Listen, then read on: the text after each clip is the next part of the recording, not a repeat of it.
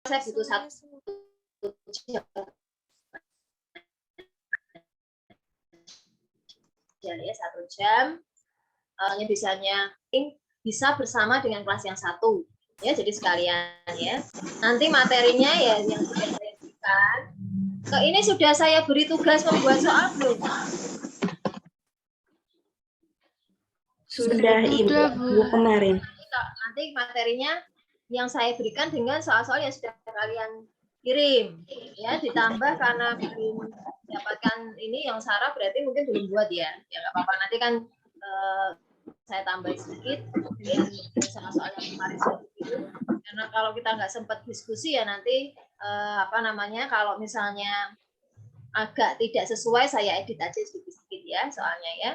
Tapi dari yang kalian berikan itu ya, jadi boleh nanti tukar-tukaran dengan temannya baca ya, supaya sudah tahu jawabannya ya. Memang banyak nggak apa-apa toh, tapi kan sudah lebih terarah belajarnya daripada harus ngafalin dari PPT kan, itu mesti males ya. Oke ya, sekarang kita mulai. Saraf itu subsistem saraf ya, itu seperti listrik. Jadi kalau mau memahami saraf manusia itu berarti ya listrik dengan pusatnya itu dari PLN sana ya kan, dan kemudian dialirkan ke seluruh rumah-rumah melalui kabel-kabel listrik. Dari rumah juga seperti itu, ada pusatnya, kemudian dialirkan ke beberapa kamar, ruangan yang melewati. Jadi saraf itu ada bagian, kemudian ada bagian tepi yaitu kabel-kabel yang menghantarkan aliran dari pusat ke seluruh ruangan, atau kalau di sini ya berarti seluruh organ. Ya, jadi prinsipnya seperti itu. Ya, memang benar seperti listrik, karena nanti juga ada aliran listrik yang berasal dari neurotransmitter dan ion-ion ya, atau mineral-mineral yang dihasilkan oleh sel-sel dan juga oleh sel-sel saraf maupun sel-sel otot ya, sehingga nanti dengan adanya ion-ion tadi muncullah sinyal-sinyal listrik yang kemudian dibawa menuju ke seluruh tubuh, ke organ-organ ya, sehingga organ itu bisa bergerak. Seperti jantung kemarin sistem kardiovaskular, kenapa jantung itu bisa berdenyut? Karena ada pusat yang menghasilkan denyut jantung itu seperti pemacu alat pacu jantung ya. Jadi menimbulkan aliran listrik yang kemudian disebarkan ke seluruh otot-otot sehingga jantung itu bisa berdetak atau berdenyut. Ya, jadi prinsipnya seperti itu. Jadi punya fungsi banyak yang kegiatan tubuh kita, aktivitas kita apapun, mulai berpikir ya, kemudian berjalan, berlari, bergerak, apapun ya, sampai mungkin bermimpi aja, itu sistem saraf. Pasti ada pengaruh dari sistem saraf. Melamun ya, semua. Jadi kalau sudah sarafnya rusak, otaknya rusak, mati. Ya, walaupun jantung dan paru-paru masih bisa berdenyut, jantung berdenyut, paru-paru masih bisa bernafas, tetapi karena organ bagian-bagian yang lain mati ya, nggak bisa bergerak, hidup tapi tidak bisa bergerak, koma ya, banyak yang seperti itu. Nah, sistem saraf itu banyak sekali ya, tadi seperti kabel-kabel listrik kalau kita lihat itu kan semerawut sampai ya nggak terhitung ya, jadi sama. Berkas-berkas sel-sel saraf itu juga banyak sekali ya, sampai miliaran jumlahnya. Di dalam satu tubuh itu jumlahnya sel saraf itu sampai miliaran ya. Tapi nanti seiring dengan pertambahan usia, jumlahnya justru semakin sedikit. Ya, jadi sel saraf atau neuron itu paling banyak pada usia sampai 2 tahun kehidupan. Itu hampir 2 miliar, sekitar 2 miliar. Nah, kemudian semakin tua malah semakin sedikit, banyak yang rusak, banyak yang mati. Makanya kalau semakin tua biasa ya, jadi pelupa, pikun ya toh. Jadi yang paling bagus belajar itu anak kecil. Karena sarafnya analisisnya itu justru masih bagus sekali ya, karena banyak sel-sel ya. Jadi belajar itu memang harus dimulai dari kecil. Kalau sudah tua itu semakin lama. Oke, kemudian fungsi yang lain ya tadi selain pengatur, pengendali ya, juga untuk komunikasi ya. Jadi kenapa kita bisa kalau misalnya ada ada ambulan yang lewat ya. Ya, kemudian kita akan seperti tahu ya, mendapatkan informasi, oh ini mungkin ada yang sakit. Ya kan? Oh, mungkin itu ada yang meninggal ya. Nah, kan ini kan tidak ada yang memberitahu toh. Hanya suara ambulans saja, tapi itu sudah diolah di dalam pusat persarafan ya, sehingga seperti bisa berkomunikasi dengan apa yang ada di luar kita ya, yang ada di lingkungan kita. Ya, jadi banyak sekali fungsinya. Nah, kalau kita lihat strukturnya ya, ini hanya salah satu dari model sel saraf. Salah satu ya, nanti bentuknya ada cukup banyak tapi hampir sama sebetulnya ya prinsipnya. Jadi yang penting ada badan sel yang bentuknya besar seperti kepala, itu namanya badan sel. Badan sel punya bagian-bagian ya. Yang paling tengah adalah inti selnya. Di sekitarnya itu sitoplasmanya, dan yang seperti rambut-rambut itu adalah dendritnya. Ya, jadi dendrit itu nanti menerima rangsangan, kemudian dibawa ke badan sel, kemudian dihantarkan ya melalui yang panjang ini namanya akson. Ya, sehingga nanti sinyal yang diterima tadi, rangsang yang diterima bisa sampai ke otak atau sebaliknya. Perintah dari otak nanti akan dibawa ke organ oleh sel saraf ini ya. Jadi akson ini adalah yang membawa kabelnya tadi. Sehingga bisa saja akson itu sangat panjang. Karena otak kan pusatnya di kepala. Tapi misalnya organ targetnya itu adalah kaki. Ya, maka kan aksonnya harus panjang banget tuh. Dari kepala sampai kaki. Ya, jadi ukuran akson itu bisa bermacam-macam. Ada yang pendek, ada yang panjang. Ya. Nah, kemudian bagian yang paling akhirnya di sini ini kan adalah sel saraf motorik. Kalau sel saraf motorik fungsinya membawa perintah dari otak ke organ. Ya, di sini contohnya organnya adalah otot. Sehingga ya di sini bagian yang terminalnya ini menempel pada otot. Ya, nah nanti berarti kalau misalnya ada perintah dari otak, ya, maka yang dilakukan otot ini akan kontraksi sehingga menghasilkan gerakan. Ya, tapi kalau ini sel saraf sensoris, sensor itu akan menerima rangsang dari luar, misalnya kulit itu menerima rangsang dingin misalnya, atau rangsang panas. Nanti rangsang dingin atau panas itu akan dihantarkan ke otak. Ya, jadi terbalik. Kalau ini motorik, membawa perintah dari otak ke organ, kalau itu sensorik, membawa rangsang dari organ ke otak. Ya, secara prinsip bentuknya mirip strukturnya, hanya fungsinya yang berbeda. Ya. Nah, jadi ini kita lihat dulu tadi bagian-bagiannya. Sel saraf atau neuron ya punya inti sel, sitoplasma, dendrit, dan akson, bagian-bagian utamanya ya. Dendrit berfungsi untuk menangkap impuls atau sinyal, kemudian dibawa ke badan sel, kemudian dihantarkan oleh akson. Akson dibungkus ya, kalau kita lihat kembali, akson dibungkus yang bunder-bunder ini adalah selubung mielin. Ya, melindungi supaya akson itu tidak mudah rusak. Nanti kalau tulisannya kurang besar ya dibesarkan sendiri tuh ya di situ. Kemudian kalau kita lihat ada juga sel-sel saraf yang bentuknya berbeda. Memang sebetulnya kan tadi yang di atas itu hanya salah satu saja contoh. Tapi karena mereka kita mulai ya ini ada yang seperti ini. Bipolar, unipolar itu hanya satu. Bipolar punya 2 badan sel ya. Interneuron itu untuk menghubungkan antara motorik dan sensorik. Ya, jadi itu kurang lebih seperti itu, nggak masalah. Yang penting kita tahu struktur utamanya itu seperti apa. Nah, kemudian ada 3 jenis sel saraf ya. Tadi sudah saya sebutkan, ada sel saraf sensorik atau aferen.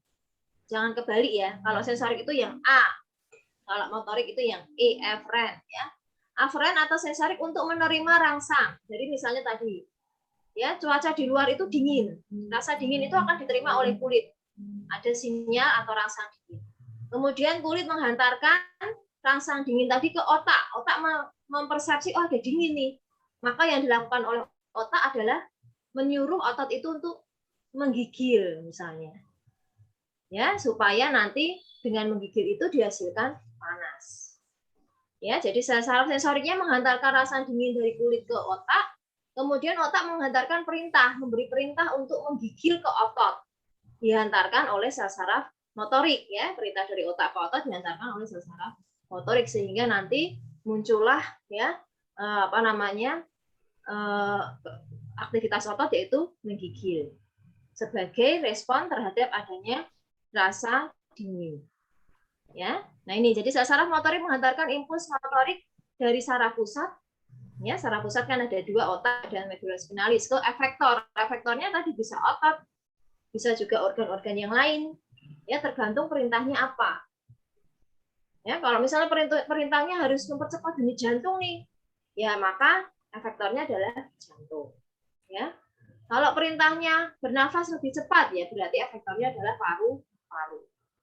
Ya, jadi prinsipnya semua sama seperti itu. Nah, antara sel saraf sensorik dan motorik dihubungkan oleh namanya interneuron atau sel saraf penghubung. Ya, jadi interneuron itu hanya untuk menghubungkan saja antara sensorik dan motorik. Nah, sistem saraf kita bagi, kalau tadi kan sel sarafnya ya, ada sel saraf sensorik, motorik, dan interneuron. Kalau sistemnya sendiri ya, itu kita bagi 3. Ada sistem saraf pusat yang mengendalikan semua kegiatan tubuh, semua aktivitas tubuh, ya itu pusatnya di sistem saraf pusat ya. Ada 2, yaitu otak dan medula spinalis. Otak itu untuk kegiatan yang disadari, sedangkan medula spinalis untuk kegiatan yang tidak disadari atau refleks.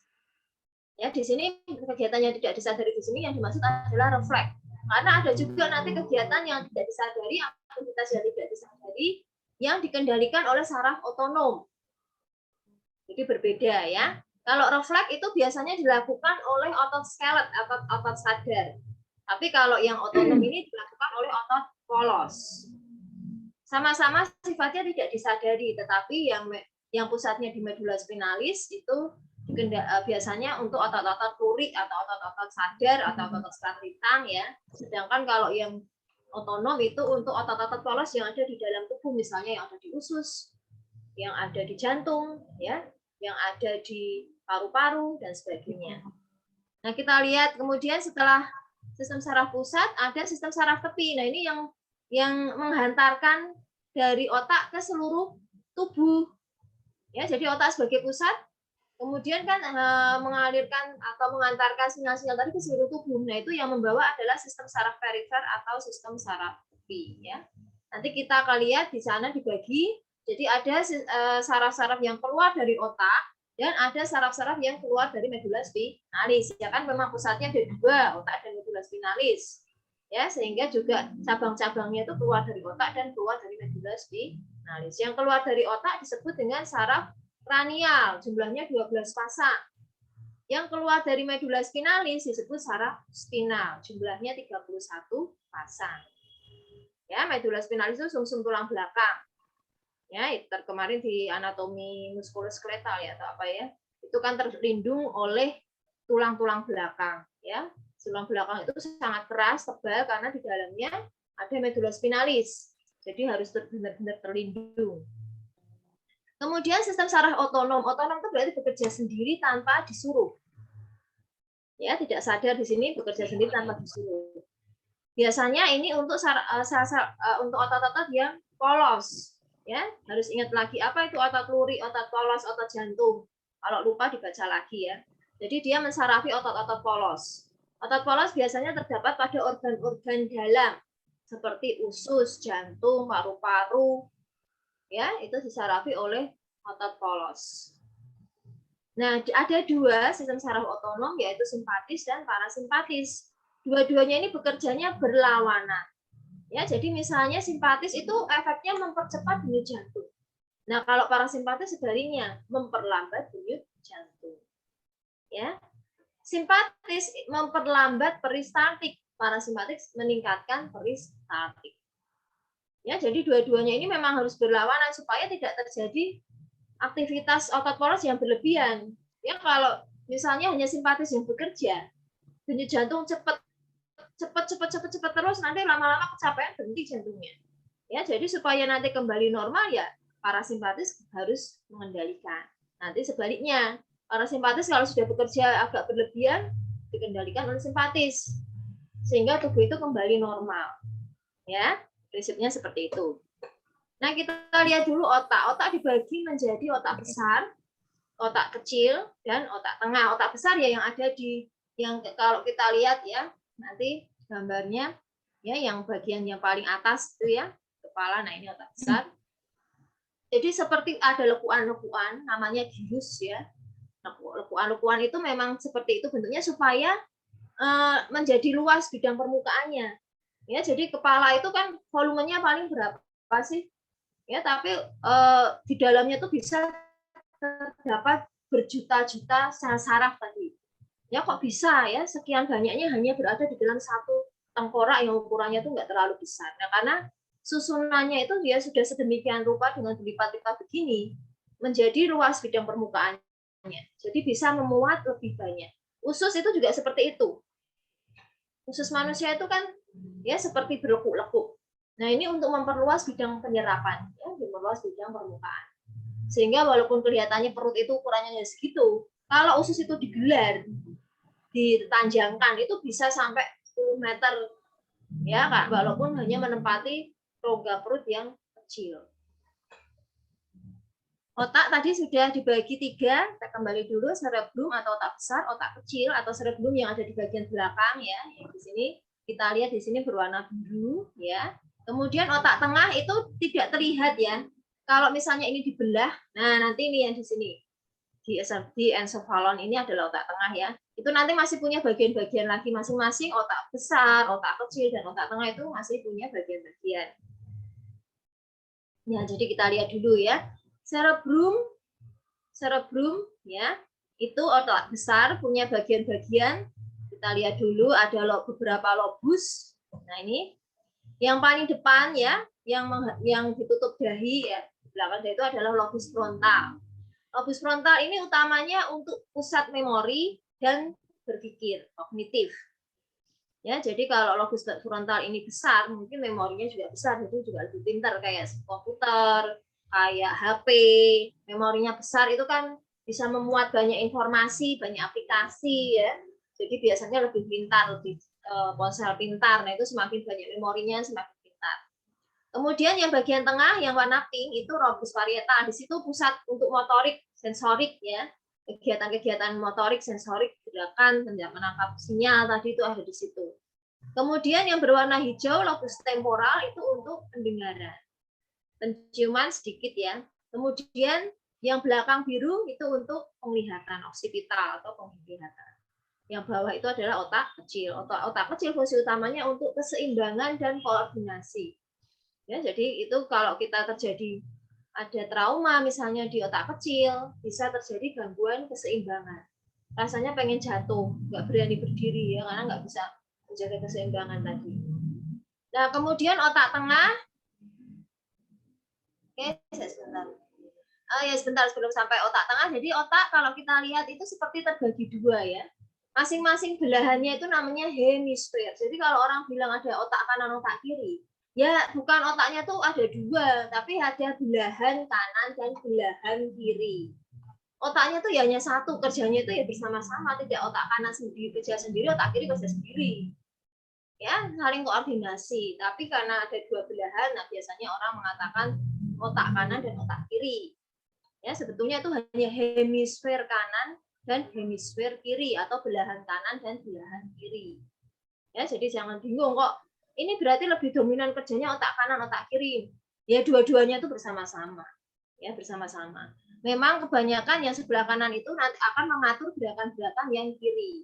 Sedangkan yang sebelah kiri mengatur gerakan-gerakan dari otot-otot sebelah kanan karena ada persilangan ya, persilangan saraf di sebelum masuk ke dalam otak.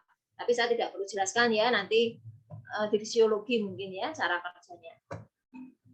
Otak besar ya, jadi fungsi utamanya untuk kecerdasan, intelijen, ingatan, memori, ya, kesadaran.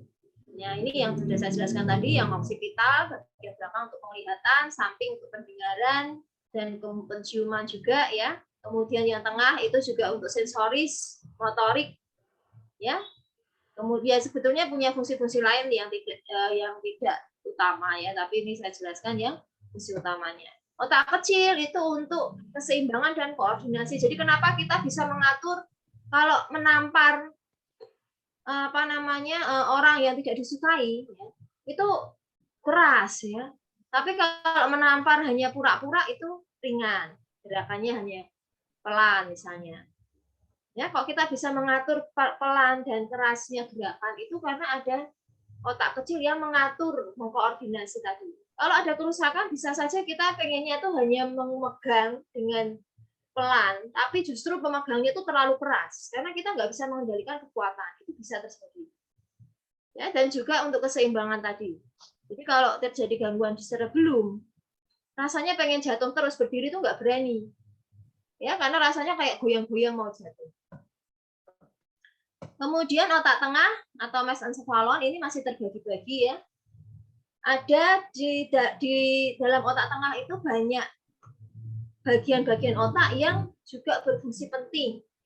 Ya, misalnya di sini ada talamus. Talamus itu pusat sensoris dan hipotalamus. Hipotalamus itu yang paling utama juga untuk pusat hormon atau endokrin, pusat pengatur suhu, pusat makan ya dan sebagainya. Ini sangat penting, makanya dia berada di bagian dalam otak, terlindung, sangat terlindung.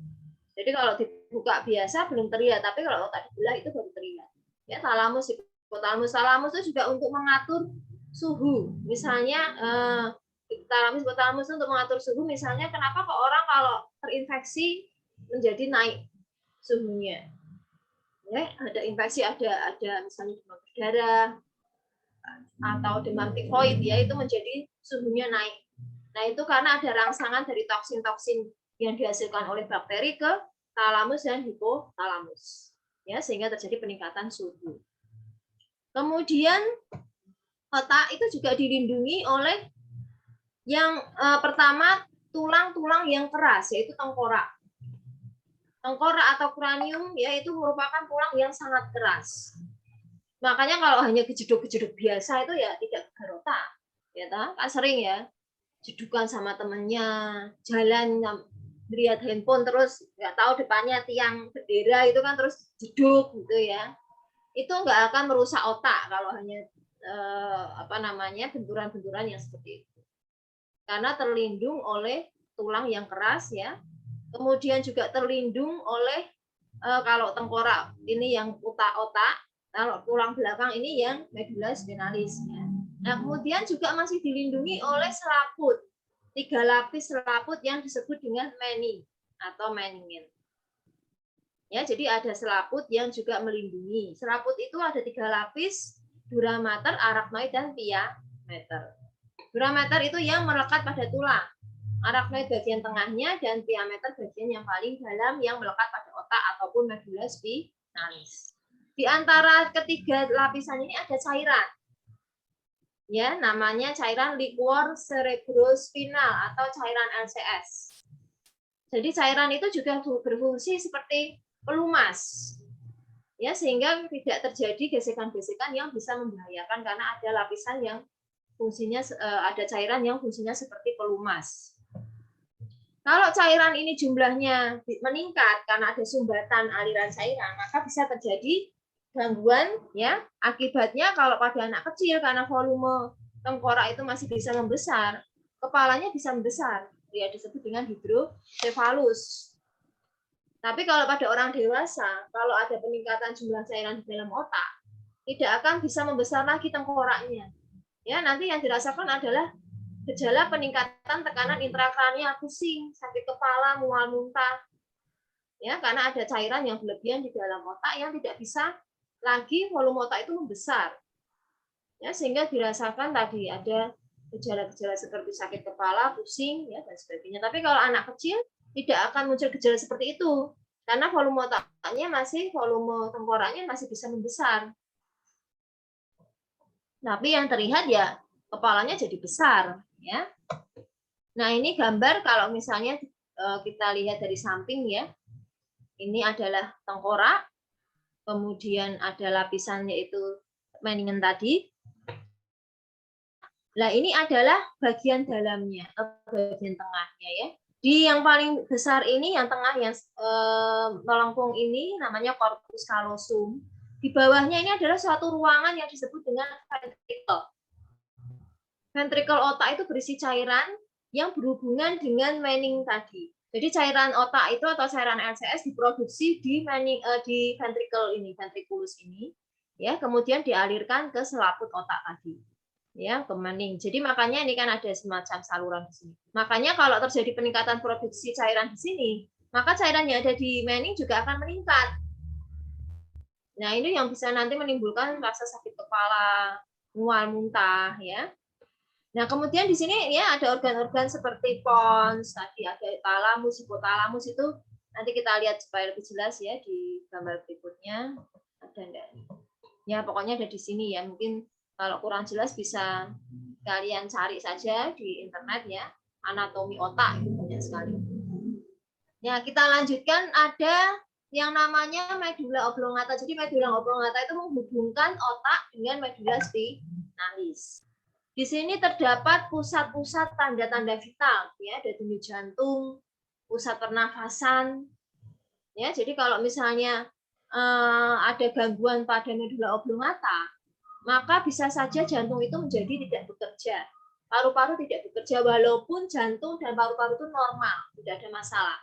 Tapi karena pusatnya yang rusak, maka bisa saja jantung berhenti, ya, paru-paru berhenti bekerja. Ya sama dengan meninggal itu. Ya walaupun bisa digantikan dengan alat-alat, tapi kalau sudah rusak otaknya walaupun digantikan dengan alat biasanya susah untuk kembali normal gitu loh. Berbeda dengan penyakit jantung yang lain yang memang karena jantungnya sendiri yang bermasalah. Ya kalau otaknya yang mengatur jantung yang rusak itu ya susah untuk diatasi. Kemudian medulla spinalis. Medulla spinalis adalah bagian juga termasuk dalam sistem saraf pusat. Tapi dia lebih banyak berperan pada gerakan refleks. Gerakan refleks itu gerakan otot lurik yang tidak dikendalikan, tidak disadari. Ya, misalnya kalau kulit secara tidak sengaja menyentuh api gitu ya, kena kompor gitu ya, kompor nyala ya. Maka otomatis kan tangan itu akan menghindar, gitu. Itu tidak kita sadari. Jadi nggak perlu ditunggu kulit itu jari menyentuh api, mau menghindar nggak ya, nggak usah ditunggu toh. Mesti otomatis karena panas itu kan langsung tangannya diangkat. Nah itu namanya gerakan refleks. Otot yang ada di tangan itu kan otot lurik, bukan otot polos. Beda dengan yang otonom tadi. Kalau otonom adalah otot-otot polos yang di organ-organ dalam. Ya, nah kalau refleks itu otot-otot lurik yang bekerja. Ya jelas ya. Jadi tidak kita sadari menghindarkan tangan dari api itu nggak kita sadari. Ya, karena sudah tahu bahwa itu bahaya. Makanya saraf itu kan tadi untuk komunikasi dengan dunia luar. Kalau dia tahu merasa bahwa ini ada bahaya, maka segera memberikan perintah untuk menghindari bahaya. Ya, jadi tanpa harus ada yang ngasih tahu, tanpa ada orang yang ngomong itu api berbahaya, itu otak sudah tahu ini bahaya. Ya, sehingga menyuruh tangan untuk yang menyuruh malah bukan otak tapi medulla spinalis karena supaya cepat. Kalau harus sampai ke otak kan lebih lama toh. Dari jari menuju medulla spinalis dengan jari menuju ke otak itu kan lebih jauh ke otak. Padahal dia membutuhkan gerakan yang cepat. Ya, sehingga cukup sampai di medulla spinalis. Ya, jadi memungkinkan jalan terpendek pada gerak refleks. Jelas ya. Nah, kita lanjut di sini adalah gambar dari medulla spinalis yang bagian tengah itu yang dilindungi atau terbungkus gitu ya oleh tulang-tulang belakang. Tulang belakang itu juga tebal seperti tulang tengkorak sehingga lebih kuat. Ya, karena di dalamnya ada saraf pusat yang sangat vital untuk dilindungi. Nah, kemudian ada saraf tepi. Ya, saraf tepi adalah seperti kabel-kabel yang menghubungkan saraf pusat dengan seluruh tubuh. ya, dengan seluruh tubuh. Baik itu dengan mata, kemudian dengan mulut, dengan otot-otot tangan, otot-otot kaki, ya, semua dihubungkan dengan otak oleh saraf tepi atau saraf perifer. Karena saraf pusat ada dua, ada otak dan medula spinalis, maka saraf perifer itu juga dibagi dua. Yang keluar dari otak disebut saraf cranialis, yang keluar dari medula spinalis disebut saraf spinal. Ya, nanti masih terbagi-bagi lagi. Jadi ada 12 saraf kranial dan 31 saraf spinal. Ya, ini pembagiannya berdasarkan lokasi ya. Yang untuk yang saraf kranial itu tidak perlulah kalian menghafalkan 3 pasang saraf sensori, 5 pasang saraf motor, itu nggak perlu ya. Kemudian yang penting tahu bahwa jumlahnya total 12. 12 itu nanti ada macam-macam. Yang pertama ada nervus ophthalmicus, nervus opticus, ya, kemudian nervus oculomotoris, trochlearis dan sebagainya. Ya, itu juga saya nggak minta untuk dihafal.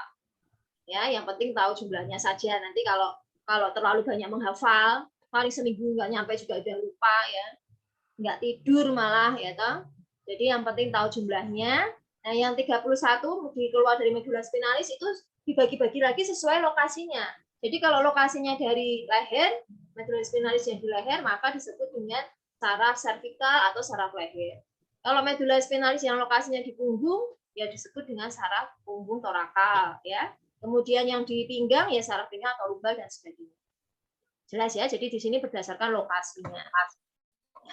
Nah, ini nama-nama untuk 12 saraf cranialis.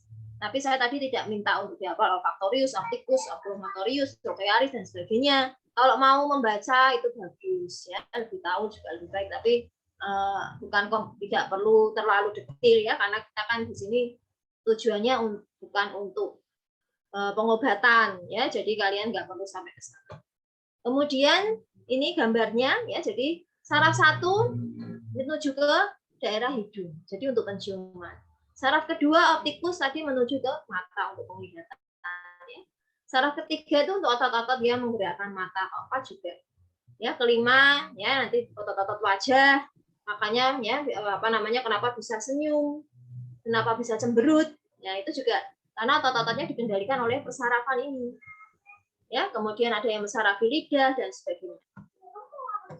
Nah, kemudian untuk medula spinalis yang keluar dari medula spinalis ada 31 pasang, tadi pembagiannya ya.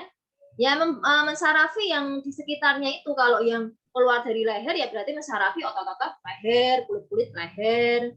Yang keluar di daerah dada ya mensarafi otot-otot dada, kulit sekitar dada, ya, dan seterusnya seperti itu ya. Ya, yang organ-organ yang dekat dengan saraf tersebut. Nah, ini ya misalnya gambarnya seperti ini. Kemudian saraf otonom artinya bekerja secara otomatis, tidak dikendalikan, tidak di bawah kesadaran kita ya, tidak kita suruh. Jadi misalnya otot jantung itu kan, jantung itu berdetak tidak kita suruh. Walaupun kamu ingin sampai wah seingin-inginnya gitu ya, jantung tuh berhenti sebentar, nggak akan bisa ya, kecuali jantungnya mau keluarin dari dada lah itu. Tapi kalau kita ingin tangan kita diem, kan bisa. Kita ingin menggerakkan tangan, bisa. Ya, jadi di bawah kesadaran kita tangan itu. Tapi kalau jantung nggak bisa. Ya, kerjanya otomatis. Usus juga seperti itu. Mbak Usus tuh nggak usah peristatik aja, nggak usah merasa lapar, nggak usah mengeluarkan BAB misalnya, bisa nggak? Nggak akan bisa, ya, karena bekerjanya otomatis. Nah, tadi dikendalikan dibagi menjadi dua, yaitu simpatis dan parasimpatis. Simpatis itu bekerja berlawanan dengan parasimpatis. Jadi sama-sama dua-duanya mensarafi jantung. Tapi simpatis efeknya meningkatkan denyut jantung, parasimpatis mengurangi atau menurunkan denyut jantung. Ya, efeknya banyak. Tidak hanya jantung, nanti bisa lebih detail di mata kuliah fisiologi ya. Kemudian ini adalah hanya contoh-contoh saja, misalnya kalau simpatis ke jantung itu meningkatkan denyut jantung, kemudian ke pembuluh darah menyebabkan kontriksi atau pembuluh darah itu menyempit, Ya, kemudian ke saluran nafas itu menyebabkan relaksasi saluran nafas sehingga lebih lebar, merangsang pengeluaran keringat untuk yang simpatis. Kalau parasimpatis berarti sebaliknya, jadi menghafalkan satu aja. Ya, kalau simpatis meningkatkan deja itu, parasimpatis berarti menurunkan. Kalau simpatis menyempitkan pembuluh darah berarti parasimpatis melebarkan pembuluh darah. Ya, jadi cukup satu aja kalau ingin menghafal, jadi nggak bingung gitu ya. Ya, nah ini jumlahnya ya, saya rasa ini sudah saya hafal ya, 25 pasang simpul saraf. Ini adanya itu pusat simpul-simpulnya atau ganglionnya itu berada di sekitar medula spinalis. Ya, jadi ganglion itu adalah badan selnya. Kan tadi kan sel saraf itu bisa badan selnya satu, kemudian panjang banget aksonnya. Ya, nah untuk sistem saraf simpatis dan parasimpatis itu badan selnya ada di sekitar medula spinalis. Ya, kalau saraf yang lain kan ada di otak. Tapi kalau ini kebanyakan ya di sekitar medula spinalis. Ya, oke.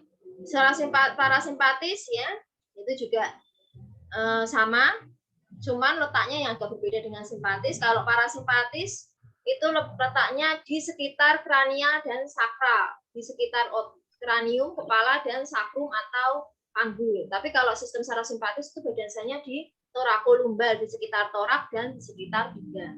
Tapi dua-duanya ada di sekitar medula spinalis. Ya, oke, saya rasa untuk anatomi sistem saraf cukup sampai di sini. Ada pertanyaan nggak? Mohon maaf Bu, izin bertanya. Ya, silakan, Dik. Saya itu pernah melihat artikel ya Bu tentang panic attack. Itu tuh kayak perubahan suasana secara tiba-tiba dan gejalanya itu kayak muncul perasaan cemas, ketakutan, timbul perasaan mulas, pusing, tremor, kayak kepala sakit juga gitu Bu. Itu apakah juga berhubungan dengan sistem syaraf pada kita gitu Bu? Ya.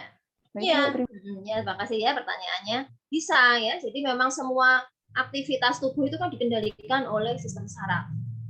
Ya, jadi perasaan kita itu juga dikendalikan oleh saraf. Kenapa muncul rasa cemas, rasa takut, sampai kemudian berkeringat ya? Itu karena juga ada rangsangan. Jadi misalnya karena kita sudah tahu bahwa kalau ada harimau di depan kita kan mesti kan dari kecil sering nonton TV gitu ya, walaupun nggak lihat langsung ya, sering nonton TV, baca koran misalnya, kemudian di situ kan mesti ada informasi kalau harimau itu bisa makan manusia gitu kan. Informasi ini kan lama-lama tersimpan di dalam memori di otak, ya, sehingga misalnya satu saat benar-benar lihat harimau di depan kita ya, nah itu karena ada informasi di otak bahwa harimau berbahaya. Ya, kemudian otak itu juga akan mengirimkan sinyal ke organ-organ. Ya, kalau ada yang berbahaya itu kita harus merasa takut. Kenapa? Supaya kita segera berlindung. Kalau orang nggak takut itu kan cuek toh. Ya, dengan adanya rasa takut, rasa cemas, kemudian mengeluarkan keringat dingin itu juga sebagai efek ya, salah satu efek dari rasa cemas. Ya, itu saraf-saraf simpatis dan parasimpatis itu juga bekerja kalau ada cemas. Ya, akibatnya denyut jantung lebih cepat. Kemudian pengeluaran keringat lebih banyak. Ya. Nah, kenapa muncul rasa cemas dan rasa takut? Itu sebetulnya untuk perlindungan. Karena sudah ada informasi bahwa harimau berbahaya, kalau ada harimau, maka orang harus merasa cemas dan takut supaya segera mencari perlindungan, mencari tempat persembunyian atau lari misalnya. Ya. Nah, kadang-kadang informasi yang diterima itu bisa keliru. Misalnya gini, dari kecil itu sudah terbiasa dikasih tahu, Pak, kucing itu berbahaya misalnya. Padahal sebenarnya kucing itu kan nggak berbahaya, toh. Tapi kalau dari kecil itu misalkan sudah dibiasakan takut dengan kucing, informasinya itu salah, padahal otak itu menyimpan informasi yang sudah diberikan sejak lama tuh masih tersimpan di otak ya. Sehingga kadang-kadang ada orang yang sama kucing aja itu takut, ya kan? Fobia kucing lah, ada yang fobia ketinggian lah, ada fobia apa, itu mungkin dari kecil itu salah mendapatkan informasi. Sebetulnya kucing itu ya nggak berbahaya, tapi karena dari kecil mungkin pernah dapat informasi atau pengalaman itu berbahaya dan tersimpan di otak. Akibatnya ketemu kucing aja lari. Ya, jadi makanya jangan membiasakan dengan menyimpan informasi-informasi yang tidak jelas, akibatnya nanti ya bisa menimbulkan reaksi yang tidak diinginkan seperti fobia itu, reaksi yang berlebihan toh itu, ya seharusnya nggak perlu, tapi karena ya itu sudah susah kalau sudah terlanjur seperti itu ya, karena terbentuk informasinya itu kan secara pelan-pelan dalam jangka yang lama. Jadi kalian jangan membiasakan diri takut dengan sesuatu yang sebetulnya itu nggak ada apa-apanya, ya karena kalau itu sudah tersimpan di otak susah untuk dihilangkan. Gitu ya, Dek ya, jelas jawabannya? Iya Bu, jadi penyakit itu timbul karena kebiasaan kita dari kecil gitu Iya, sudah menangkap informasi yang ya. nggak benar gitu ya Bu. Betul, sepertinya biasanya seperti itu ya. Karena pelan-pelan tidak disadari informasi yang tersimpan pelan-pelan lama tidak disadari itu bisa menjadi nantinya ya muncul menjadi gejala penyakit atau gangguan yang seperti itu ya. Oke ya. Baik. Ada lagi pertanyaannya? Terima kasih. Ya, sama-sama, Dek. Yang lain masih ada?